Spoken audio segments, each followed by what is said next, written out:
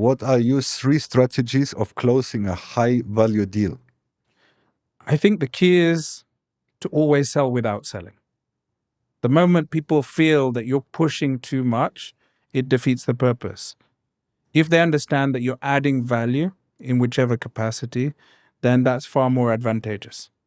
Absolutely, I totally agree. I had last week the question of one of my agents. He said, Mario, how is it possible that you're closing so much deals without seeing you to put a lot of efforts inside? Yeah. And I said, every time you have just to listen. I see a lot of real estate agents that are trying to convince and push investors to put their money into the deal. The problem is you're already on the back foot at that point. It almost comes as a position of desperation. I mean, thankfully, given Capital Club, given the environment where I'm daily, operational, generally speaking, most people, especially if they've got very, very specific high-level requirements, they do their research. They've seen the various articles. They've seen Arabian Business in terms of the 30 under 40.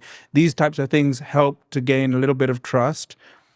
And once you're seen on the same level in terms of you can add value with expertise, then it's just a case of letting things flow in terms of the conversation, giving the appropriate advice or opinion, and there's no necessity to kind of over push on that side. Absolutely, because in the end of the day, the client is coming with a problem.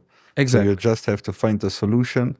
And if I buy something, I buy it with emotion. I say every time my dream was to drive one time a Ferrari. So if I go now to Dubai in the Ferrari store, there could be the worst sales guy in the Ferrari store, and he could convince me to buy the Ferrari. Why? Because it was my emotional dream in my young years to drive a Ferrari. Exactly, yeah. And this is the same. If you are coming to me and you want to buy a property and you're saying, I'm not happy because I'm living now in a 4-bedroom apartment. It's very small. I have 3 kids and I like to be near in the school. This is all problems what you're having currently. And if I find you that type of solutions and giving you the right solution as a property, and you're seeing it in front of your eyes, you will shake the hands with me and saying, thank you so much, Mario.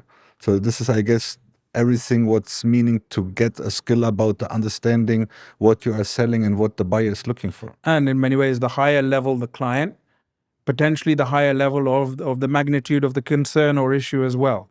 And this is where trust and discretion are priority number 1. Absolutely, absolutely. So